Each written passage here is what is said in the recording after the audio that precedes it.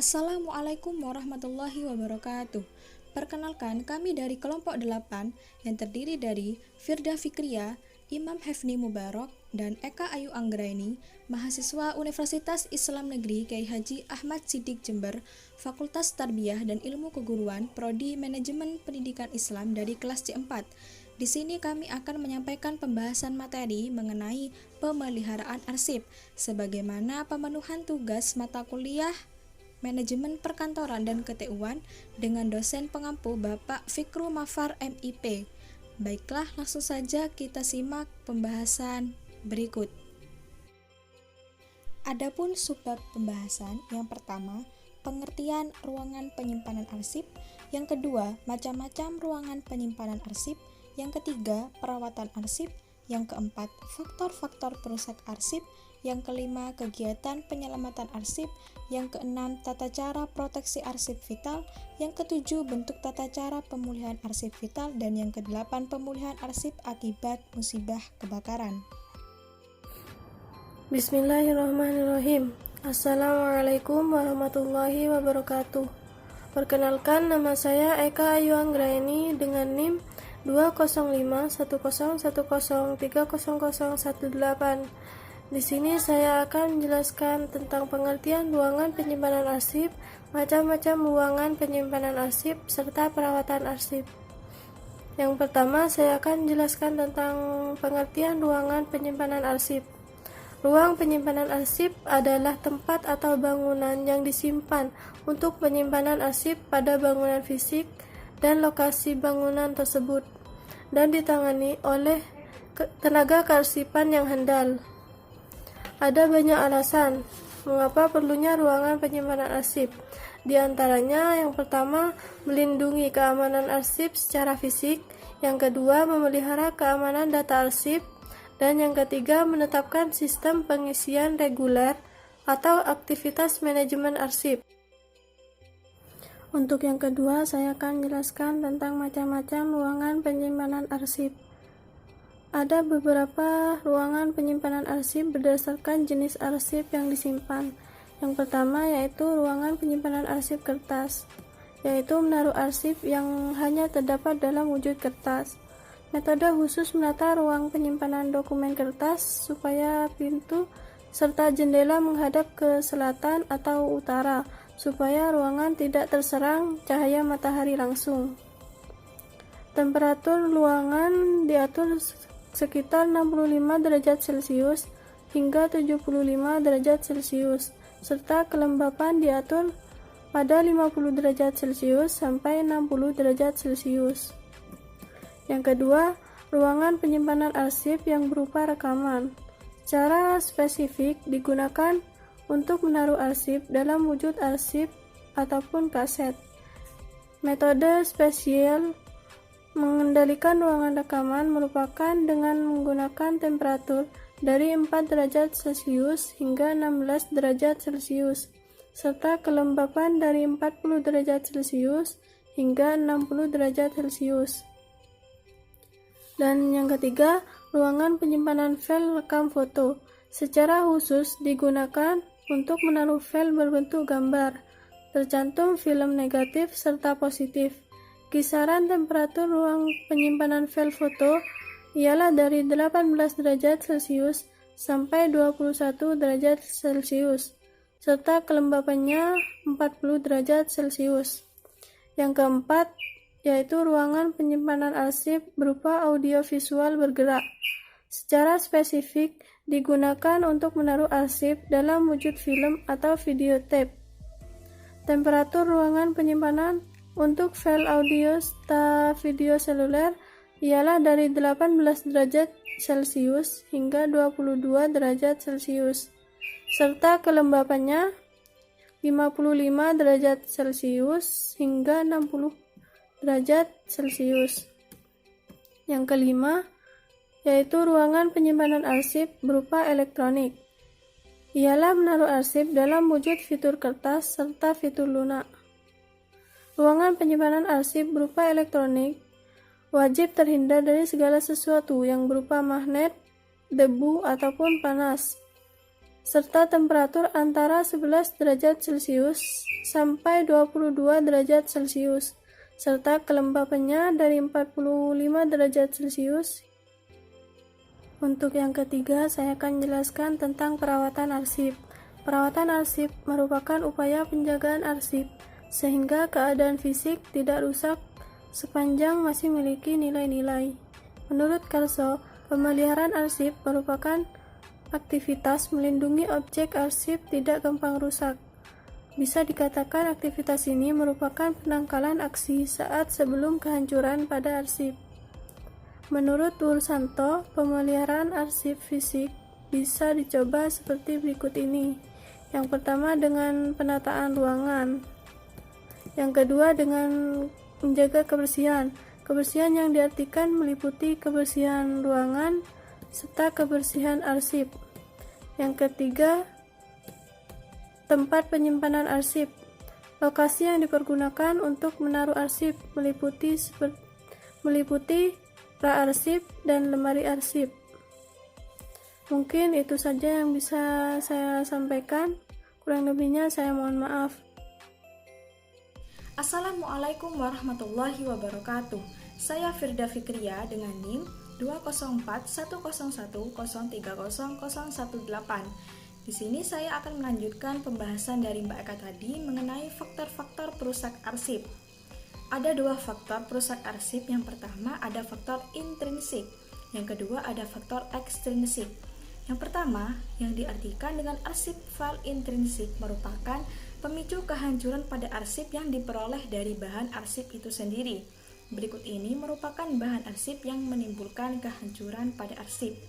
Yang pertama ada kertas. Selulosa pada kertas hendak membengkokkan sebagian karakteristiknya. Kedua, dua pengawet dan karakteristik penghancur di atas kertas itu sendiri. Air yang digunakan untuk proses pembuatan kertas bisa jadi tidak bersih, dan bahan yang digunakan seperti kanji, garam mineral, dan cuka bisa memunculkan kasus mereka sendiri. Masalah semacam ini bukan saja menciptakan respon kimia dari unsur kertas, namun gelatin serta kanji pula ialah bahan makanan yang menarik untuk serangga serta untuk perkembangan tipe bakteria. Yang kedua ada tinta. Tinta merupakan sumber pembuatan asam di atas kertas, sebab tinta dibuat dari bahan yang memiliki zat kimia yang hendak mengganggu arsip. Yang ketiga yaitu lem atau pasta. Dengan mengenali karakteristik organik bahan tersebut, kita bisa segera melaksanakan upaya untuk menghindari musuh kertas yang bisa jadi menyerang.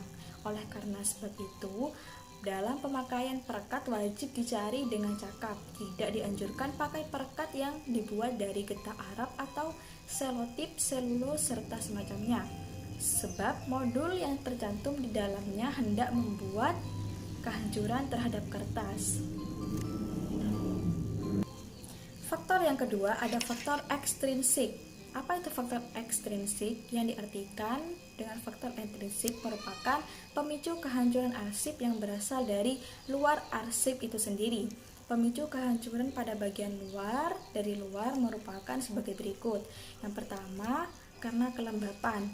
Kelembapan yang tidak terkontrol hendak membolehkan sebagian konsekuensi semacam munculnya jamur, kertas jadi lemah, serta pasta atau lem bisa lenyap. Untuk menjauhi kehancuran semacam itu, kita wajib menormalkan kelembapan dengan meningkatkan hawa panas ataupun dengan memakai panas listrik. Yang kedua, ada cahaya atau sinar matahari. Sinar matahari saat bertemu dengan kertas akan segera membuat kertas berwarna kekuningan, coklat, rapuh, serta setelah itu jadi rusak. Untuk menjauhi jatuhnya matahari yang secara langsung dipaparkan dalam modul sebelumnya. Yang ketiga, ada debu. Debu berbagai ragam asal, semacam dari kain, asap, serta debu yang dibawa oleh angin. Bukan begitu? Tidak perlu seberapa kecil debu, itu senantiasa jadi musuh kertas ganas, apalagi kulit dapat rusak sebab debu. Benar kan? Nah, untuk berurusan dengan dusting ini bisa digunakan oleh filter elektrostatik ataupun colokan jaring kawat halus di pintu serta jendela. Tidak hanya bermanfaat untuk memfilter hawa masuk, tapi juga bermanfaat untuk memegang tipe serangga di ruangan penyimpan arsip. Nah, yang keempat, ada jamur serta semacamnya. Jamur bisa menarik kertas yang diisyarati dengan bercak kuning, coklat ataupun gelap. Jamur pula dapat disisipkan kertas sehingga kertas gampang dihancurkan. Kegiatan jamur sangat kilat dan tidak lekas bisa dilihat oleh mata telanjang maksud saya. Sehingga jamur ini ialah penghancur kertas yang berbahaya sekali. Jamur dapat berasal dari perekat, lalu elemen pembuatan bahan kertas ataupun kotoran yang perkembangannya dapat dipercepat oleh pengaturan kelembapan serta temperatur hawa yang kurang baik. Yang kelima, ada rayap. Rayap umumnya hidup di tanah, namun bisa menggapai rak, furniture, ataupun setumpuk kertas lewat celah serta bilik. Upaya buat untuk melindungi serbuan rayap yang sangat pas dengan mengadakan penangkalan ialah dengan melenyapkan pemakaian bangunan kayu yang secara langsung memastikan tanah. Nah, yang keenam yaitu ada kecoa. Kecoa merupakan penghancur kertas yang paling utama di dekat tempat peletakan.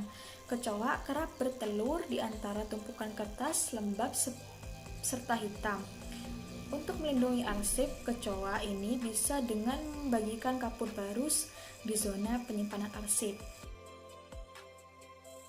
Selanjutnya, kegiatan penyelamatan arsip. Kehancuran serta hilangnya arsip kita lihat dulu dari dua faktor berikut. Bencana alam dibagi dua. Bencana alam sebab kejadian alam seperti gempa bumi, gelombang tsunami, gunung Merapi, dan badai. Yang kedua, bencana alam sebab aksi manusia. Faktor manusia adalah pemicu kehancuran arsip secara langsung sebab manusia atau manajer serta pengguna sering bersentuhan dengan arsip mereka sehingga memainkan kedudukan dalam memacu kehancuran arsip seperti ketidaktahuan, kelalaian. Nah, kelalaian ini seperti pada saat pengguna arsip kurang ingat menaruh arsip sesudah digunakan serta dibiarkan begitu saja. Jadi arsip mungkin hendak rusak seperti bisa terkena minuman ataupun sebagainya. Selanjutnya, berencana semacam menulis arsip dengan terencana. Baik, selanjutnya tata cara proteksi arsip vital. Nah, ini masih termasuk dari kegiatan penyelamatan arsip yang tadi ya. Nah, sebagian metode perlindungan arsip vital merupakan yang pertama, ada penggandaan atau duplication adalah salah satu metode untuk membuat kopian arsip asli serta mengestimasi keberadaan arsip yang sudah lenyap. Yang kedua, ada pemencaran atau dispersal. Dianjurkan kalau itu kurang dari 5 mil dengan anggapan musibah tidak diharapkan terjalin di posisi yang berbeda.